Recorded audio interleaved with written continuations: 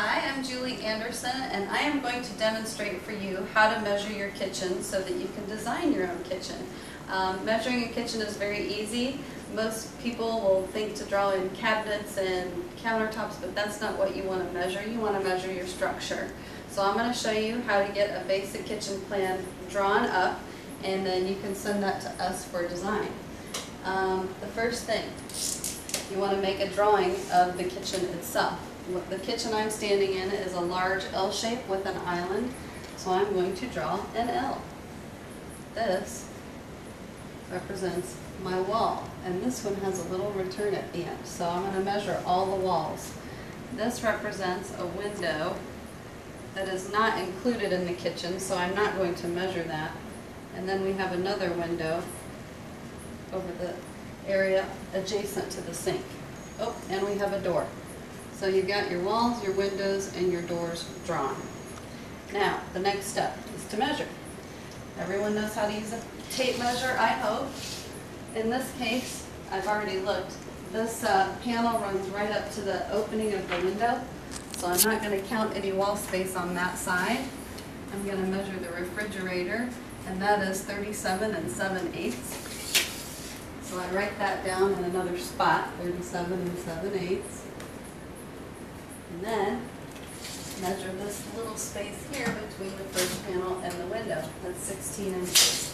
So I add those numbers up and I write that number right there.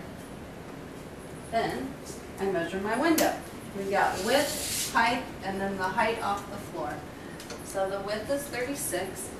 These are Florida windows. They don't have trim around them. So in some cases you'll have window trim. Measure to the outside of your trim. 36 by 36 and a half. So we go like this. 36 is your width by 36 and a half is your height. And then height off the floor, I just take a quick measurement. 36 plus 7, that's 43 inches. So we write 43 inches. AFF is above the finished floor. Then we go back and get this last little corner piece. Because there's tile back here, you can add 1/4 of an inch. So I've got 29 1/4. It's really 29 and a half. You don't have to get super accurate, but it's nice to know those little tricks. And now I'm going to measure this wall all the way to the door trim. So you just run your trusty tape measure all the way to the corner. I've got 103/4, and then I add 1/4 for the tile, so it's 101. 101. Then we have the door with the trim, 37 1/4. And this is how you measure like ceiling heights and door heights. You put the dummy end on the floor, and then you go like this with your tape. So we're 82 3/4. And I've already forgotten my first number. It's 37 1/4. 37 1/4 by 83 3/4. Now, because there isn't a way to get behind the oven and the pantry, we measure the front. So from the wall to the edge of the oven cabinet is 49.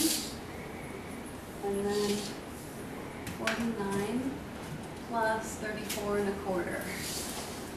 So 49 plus 30, did I say 31 1/4? Let me do it again. 41. 34 1/4. Sometimes it's just good to write those numbers down right when you take them. So we've got, whatever, 83 1/4. So this is this. 83 1/4 there. And then, I know these cabinets are 24 inches deep. You can measure it. And then I've got another 10 inches. So that gives us 34 inches for this wall. That lets you know if you want to pull a cabinet out if you needed to, if you're replacing exactly what's there, you know how much room you have to do that. The next thing I do is I look for the plumbing. So under the sink, of course, you want to see exactly where the plumbing is located, because sometimes plumbing doesn't come out of the wall or out of the floor. It may come through another adjacent cabinet, and you need to know that just to make sure you're not going to run into any problems when you install. So from the wall to the first water line, which is right here, is 50 inches. Then we have a center line.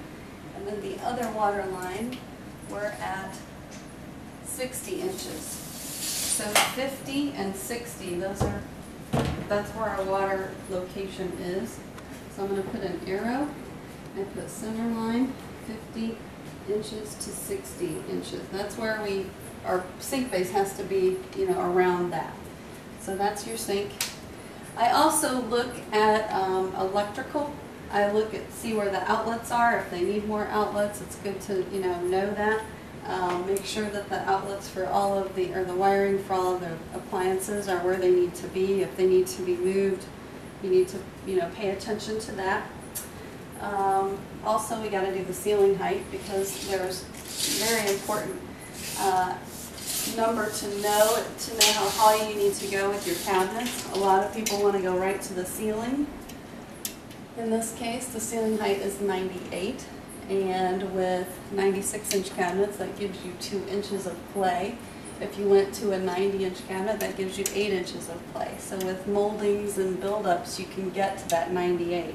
But I usually will measure in a couple different places, because no floor, no ceiling is level. Here we're at 97.5. And here we're at 97.5.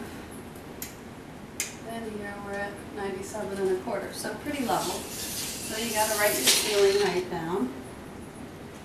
Ceiling height equals 97.5 to 98. That way you know how much variance you have in your floor and ceiling height. Then you have to look at your appliances. If you're replacing appliances, then you want to get the specs for those appliances. Very important to mention, if you're boxing in a refrigerator like this one is countered up. So the panels that are on the sides of the refrigerator are for counter depth refrigerators. It's 24 deep. If you have a standard depth refrigerator, they typically come out another 6 inches beyond this. So you want 30-inch panels. So what you need to know, the critical dimension, is the depth without the door. So this one is 25 3/4 without the door. The other critical dimension for the fridge, aside from the width and the depth, is the height. And you want to measure to the top of the hinge. So we're at 70 1/8.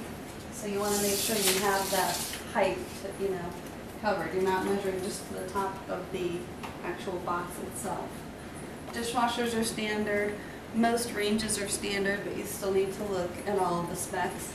And then, of course, oven cabinets will tell you what their cutout dimensions need to be, and you can determine if the oven cabinet is going to fit it, if you have one.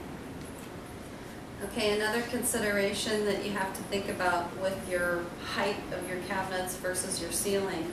There's a lot of ways that you can finish a kitchen. In this case, they had a crown molding that's, I'm going to say, I can't get up there, but a 2.5 to 3 inch high crown molding, which was an obstacle. They can't go all the way to the ceiling if that's going to stay in place. So they've dropped down to 36-inch uppers and 90-inch tall cabinets so that they would have a little bit of a gap above their cabinets. They finished it with crown and it looks really nice. You see a shadow line above the cabinets. That's one way to do it. If there wasn't any crown molding in here, you could use filler material, tall fillers, either 3 or 6 inch. In this case, you'd need 6 inch fillers to bridge the gap between the cabinet and the ceiling, and the crown molding would then die into that filler to float that to the ceiling. If you wanted to stagger the heights of your cabinets, which is very hot right now, you definitely need a bigger kitchen to do that, but you could do it in here.